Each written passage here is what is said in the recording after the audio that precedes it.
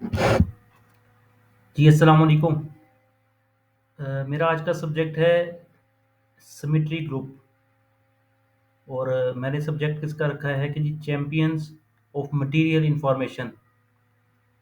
ये जो कंपनी है जी सबसे ज़्यादा मटेरियल इंफॉर्मेशन शेयर कर रही है स्टॉक एक्सचेंज के साथ अबाउट देयर बिजनेसेस। तो मैंने कहा थोड़ा सा आप डिस्कस कर लेते हैं इसकी जो अभी रिसेंटली एक अनाउंसमेंट आई है प्रॉफिट एंड लॉस की, उसकी करते हैं ताकि शायद आपको आइडिया हो जाए चीज़ों का कि कितना अच्छा कंपनी कर रही है और कितना शेयर अच्छा ट्रेड हो रहा है। ठीक है जी, ये इसके एसेट्स हैं। इसमें जो नॉन करंट एसेट्स हैं वो तकरीबन 48 करोड़ रुपए के हैं। उसमें प्रॉपर्टी जो है सिर्फ 15 करोड़ रुपए की है और इंटेंजिबल एसेट 15 करोड़ के और राइट ऑफ यूज़ एसेट जो हैं वो 8 करोड़ 78 लाख रुपए के हैं। और ये पिछले साल 48 करोड़ 90 लाख के थे, इस दफ़ा 48 करोड़ 22 लाख के हैं। शायद कोई डेप्रिसिएशन वगैरह की वजह से कमी आ गई। उसके बाद जो करंट एसेट्स थे वो पिछले साल थे 59 करोड़ के, इस दफ़ा हैं 62 करोड़ रुपए के। उसमें जो ड्यू फ्रॉम रिलेटेड पार्टीज है ना, रिसीवेबल फ्रॉम रिलेटेड पार्टीज, ये this is a big head, एक बड़ा अकाउंट है।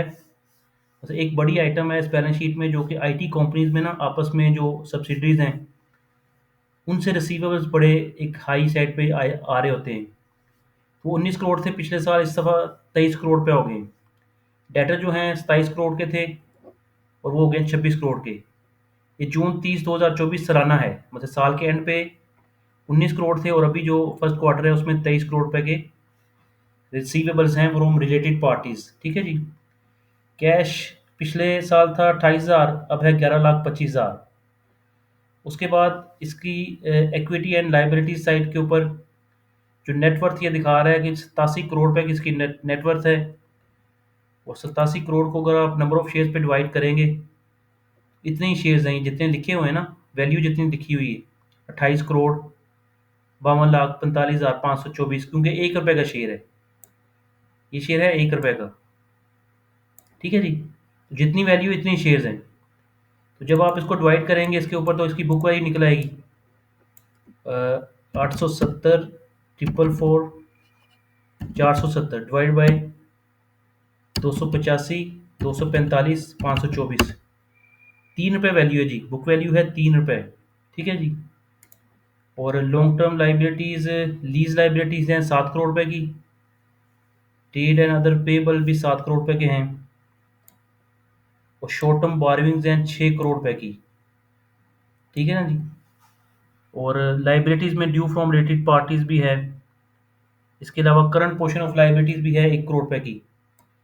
तो 1 और 7 8 और 7 15 करोड़ रुपये जो है वो आप कह सकते हैं लोन है कंपनी के बैलेंस शीट में।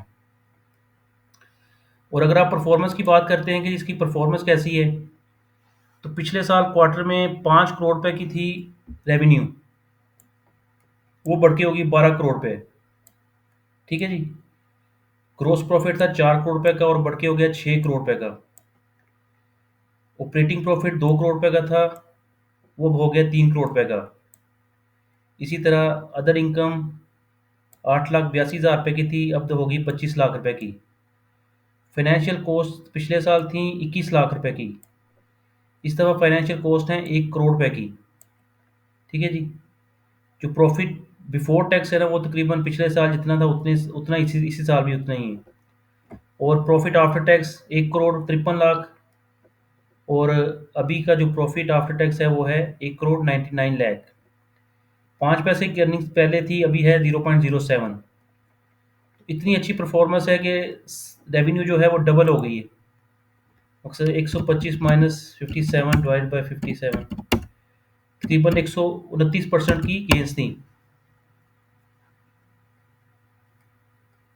एक मिनट दोबारा करते हैं, 125 minus 57 divide by 57 into 100, 119%। Top line जो थी 119% की उसमें गेंस थी पिछले क्वार्टर की निस्बत। मतलब 100% से डबल हो गई, मोर देन डबल आप कह सकते हैं, मोर देन डबल है। बट जो फाइनेंशियल कॉस्ट है वो बहुत ज़्यादा बढ़ गई हैं। उसके अलावा बाकी खर्चे तो कंट्रोल में थे। यहाँ पे इनका जो ग्रॉस मार्जिन था वो ज़्यादा था, 46 डिवाइडेड बाय 57, ग्रॉस मार्जिन था 80% पिछले साल 2023 में यहाँ पे। अभी ग्रॉस मार्जिन है 65 डिवाइडेड बाय 125, 50%। ठीक है जी, ये पॉइंट हो गया। अब मैं आपके साथ जो डिस्कस करना चाह रहा हूँ ना, ये है बैलेंस शीट की स्ट्रेंथ 1 करोड़ रुपए की। 1 करोड़ रुपए की जब बैलेंस शीट स्ट्रेंथ होना, बैंक जो जब आपको कर्जा देता है ना, एक तो वो आपका टर्नओवर देखता है कि टर्नओवर कितना है। टर्नओवर है लेट्स सपोज 12 करोड़ है, तो पूरे साल का हो जाएगा 50 करोड़। 50 करोड़ में से आपने कमाया क्या है, ये अगर 2 करोड़ को आप मल्टीप्लाई कर लेंगे 4 के साथ तो 8 करोड़ आ जाएगा। 8 करोड़ पे आप कमा रहे हैं, और आपका लोन कितना है, 7 और 1 8 और 7 15 करोड़ पे लोन ऑलरेडी इसके पास है। अच्छा, ये अब कर क्या रहा है, ये इसके पास ये जो 1 बिलियन की बैलेंस शीट है ना, ये बुक वैल्यू की हद तक तो ठीक है। बुक वैल्यू आ रही है 3 रुपये, 3 रुपये, 3 रुपये बुक वैल्यू है।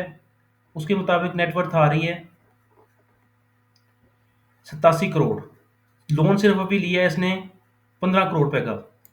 अब यहाँ पे जो मार्केट कैपिटलाइजेशन है वो इसको प्रीमियम पे डिस्काउंट करवा रही है। 1 बिलियन रुपीज़ के एसेट्स के साथ इसकी वैल्यू यहाँ पे बन रही है 5.3 बिलियन। 1 अरब रुपया वहाँ पे कंपनी की बैलेंस शीट में बुक वैल्यू आ रही है, और मार्केट इसको इतना हाई प्रीमियम पे ट्रेड करा रही है कि 5 बिलियन रुपीज़ की बुक वैल्यू बन रही है। जबकि आप नेट सोल देखेंगे, उसकी अर्निंग्स देखेंगे और उसकी बुक वैल्यू देखेंगे और उसकी मार्केट कैपिटलाइजेशन देखेंगे, वहाँ पे आपको ह्यूज डिफरेंस आएगा। जहाँ पे रियल ग्रोथ है और जहाँ पे ये इस तरह का एक मैनिपुलेटेड सा एक एरिया बनाया हुआ है। अब मैं आपको जो हमारा सब्जेक्ट है उसकी तरफ आ जाते हैं, champions of material information. Material information देने का बड़ा शौक है जी इसको। हर आए दिन ये देखें, ये एक लंबी लाइन है जिसकी वजह से वो मटेरियल इंफॉर्मेशन देता है। ठीक है जी, पूरा दिसंबर जो था मटेरियल इंफॉर्मेशन का था, और उसकी वजह से पूरे दिसंबर में शेयर भागा है इसका। कहाँ से भागा है जी, ये 21 रुपये से तो नीचे आ रहा है जनवरी को। दिसंबर में कितना भागा है, ये दिसंबर था, ये नवंबर, 26 नवंबर, 10 रुपये का शेयर 21 रुपये का हो गया, डबल हो गया दिसंबर में। मतलब 100% की एक महीने में जब गेन आ गई। और गेन क्यों आई कि इसने 1 2 3 4 5 6 7 8 8 9 10 मटेरियल इंफॉर्मेशन इसने दी। जनवरी में कम दी हैं, पर सारी की सारी जो गेन्स आई वो दिसंबर में आई। तो ये दिसंबर में जितनी भी मटेरियल इंफॉर्मेशन थी ना वो सारी उसने दी।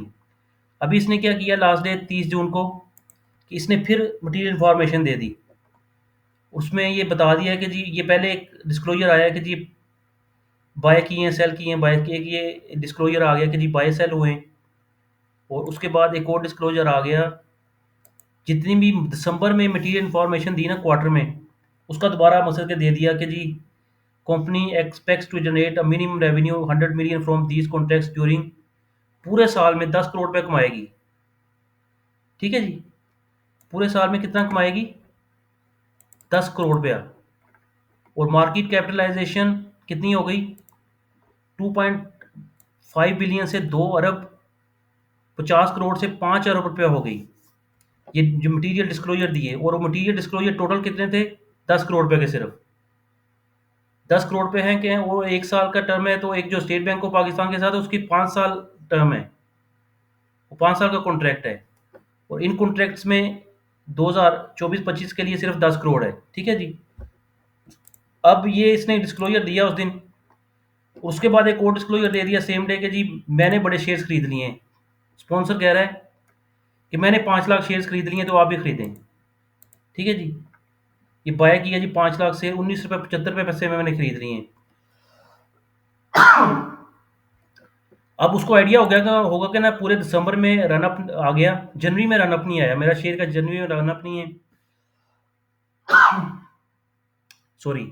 और ये शेयर उसका ड्रिपिंग डाउन कर रहा है, नीचे आ रहा है। तो अब वो इस तरह की मटेरियल डिस्क्लोजर दे के आपको कह रहा है कि जी दोबारा मेरा शेयर उठाएं, मैं अपने शेयर बेचूं और मैं यहाँ से निकलूं। ठीक है जी, 21 रुपये से ये नीचे आहिस्ता आहिस्ता नीचे आ रहा है। ये देखेंगे यहाँ से नीचे आया है 21 रुपये से, तो ये नीचे आया पहले यहाँ पे 17 रुपये, फिर नीचे ऊपर थोड़ा सा ऊपर। हमेशा जब शेयर गिरते हैं ना, थोड़ा सा ऊपर जा जा के गिरते हैं, तो ये फिर नीचे आ रहा है। तो अब वो ये शो करना चाह रहा है जी 5 लाख शेयर डायरेक्टर्स ने खरीद लिए, तो आप भी खरीद लें। तो इस तरह की वो आपको एक मैनिपुलेटिंग सा सिनेरियो बनाया हुआ है उसने। और जो डिस्क्लोजर्स हैं, मटीरियल इंफॉर्मेशन हैं, ये बिल्कुल एक आउट ऑफ द वे हैं। मैंने आपको पहले भी अर्ज़ की थी कि अगर एज का 9 की सेल्स जो है ना, वो 30 अरब रुपए की सेल्स हैं, सिर्फ सेल्स। इसकी कितनी इसकी सेल्स हैं? इसकी सेल्स मैंने आपको दिखाई ना, जस्ट 12 करोड़। और 12 करोड़ को आप अगर 50 करोड़ रुपए की सेल्स हैं सिर्फ साल की, और ये एक्सपेक्ट कर रहा है यहाँ से 10 करोड़ रुपए सिर्फ एक्सपेक्ट कर रहा है। वो 50 करोड़ में से 10 करोड़ का एक डिस्क्लोजर दे रहा है।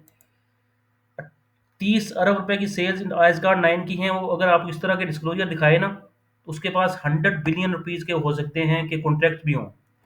जो कंपनी एक साल में 30 अरब रुपए की सेल कर रही है, तो उसके पास भी 2-4 साल के कॉन्ट्रैक्ट्स होंगे ना। अगर हर साल रिकरिंग हो रहा है, दोबारा दोबारा सेल्स हो रही हैं, तो इस तरह के ये आपको एक मिसलीड कर रहा है।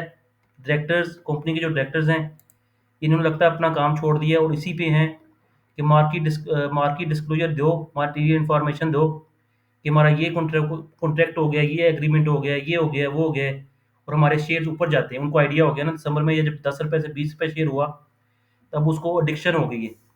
यूज टू के मटेरियल इन्फॉर्मेशन दे, शेयर भागेगा। इसी तरह उसने एक दिन में 2 मटेरियल इन्फॉर्मेशन दी।